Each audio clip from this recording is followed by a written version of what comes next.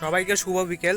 আমরা আবার করমচাপুরে আজকে এসেছি রতন সর্দারের ক্ষেতে। ও টমেটো চাষ করেছে প্রায় 4 মাসের দীর্ঘ কাজের পর,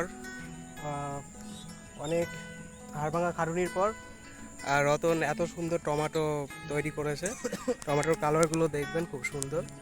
তো নবরুণ আর রতন আজ আমাদের এই টমেটোগুলো তুলতে সাহায্য করবে। তো আস্তে আস্তে আমরা দেখবো টমেটো কীরকমভাবে তোলা হচ্ছে বা টমেটো গাছগুলো কীরকম হয়, টমেটো গাছে টমেটো কীরকমভাবে থাকে।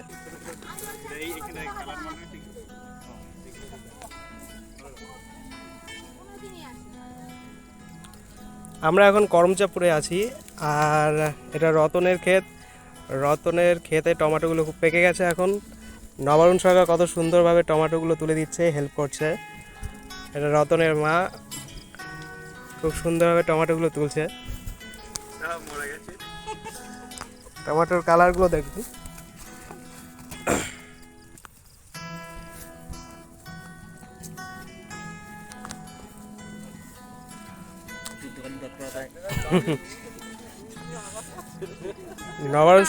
নবরুণের জামাটা দেখবেন কত সুন্দর। হ্যাঁ, এটা রতনের কাকা, এটা করমচাপুরে থাকে।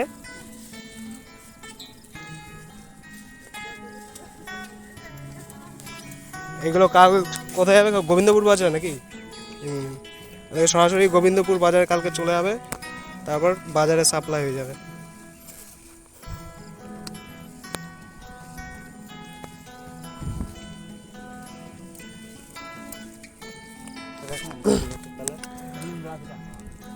টমেটো কি যত রোদ্দু পড়বে তত কালার ভালো হবে তো নাকি? একটা একটা দেখা দেখি কালার ভালো।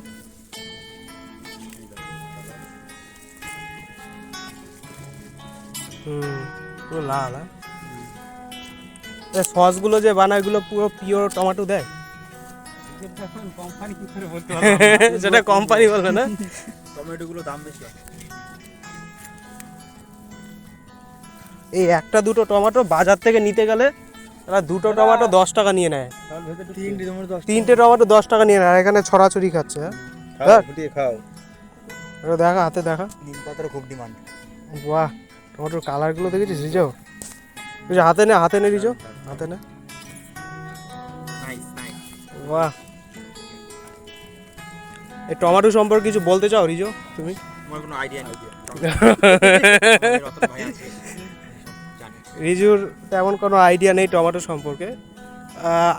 রিজু খুব সুন্দর ইংলিশ বলতে পারে না, কিন্তু তার অ্যাকসেন্টটা খুব ভালো। রিজু কিছু টমেটো সম্পর্কে এক লাইন ইংলিশ সেন্টেন্সে। নেই তো হিন্দি হয়ে গেল।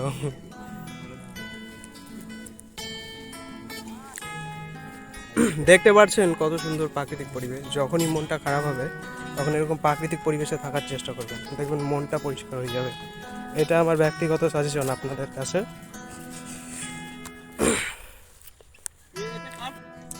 সেই সুন্দর গানটা যেটা আমাদের দেশের পক্ষে বা বাংলাদেশের পক্ষে তো মানানসই, সেটা হচ্ছে এমন দেশটি কোথায় খুঁজে পাবো না কো আমি, সে যে সকল দেশের রানী গো, সকল দেশের রানী। কি সুন্দর ধান ফলেছে দেখুন, চারিদিকে সবুজ ধানে, ধান গাছে ভরে গেছে মাঠ। খুব সুন্দর প্রাকৃতিক পরিবেশ, যার জন্য আমি ছুটে আসি বারবার এই গ্রামটাতে। রিজু, তুমি এই প্রাকৃতিক পরিবেশ সম্বন্ধে কিছু বলতে চাও? কিছু অন্তত বলো, তুমি তো বাংলা স্টুডেন্ট। প্রাকৃতিক পরিবেশ হচ্ছে অবশ্যই আমাদের গ্রাম বাংলার একটা ঐতিহ্য। গ্রাম বাংলার যে প্রাকৃতিক পরিবেশ, যখন শহর থেকে লোক আসে গ্রামে তখন এই পরিবেশটাই চায় তারা, এবং এই মুহূর্তে আমরা এই পরিবেশটা পেয়েছি। সত্যি আমরা একদম ভাগ্যের ব্যাপার। এবং বিশেষ করে আমি ধন্যবাদ জানাবো আমার রতন ভাইকে, যে এই সুযোগটা করে দিয়েছে আমাদের আচ্ছা আচ্ছা পরিবেশ উপভোগ করার, এবং তার যে টমেটো ক্ষেত এবং তার সাইডে যে কুমড়ো ক্ষেত, খুব ভালো লাগছে, খুব বেটার ফিল করছি। তো আমাদের নবরুণ সরকার তেমন কিছু সবসময় বলে না, কিন্তু যখন বলে অনেকটা বড়ই বলে, আর তার বক্তৃতার গভীরতাও থাকে অনেকটা। তো আজকে আমি খুব খুশি হয়েছি সে এরকম বক্তৃতা রেখেছে এত সুন্দর পরিবেশের ওপর। রতন, তুমি কিছু বলতে চাও? রতন কিছু বলতে চায় না এই মুহূর্তে। তো এই রতন, এই সুন্দর এই সুইট ছেলেটার জন্যই আমরা এত সুন্দর প্রাকৃতিক পরিবেশ মাঝে মাঝে এসে দেখতে পারি।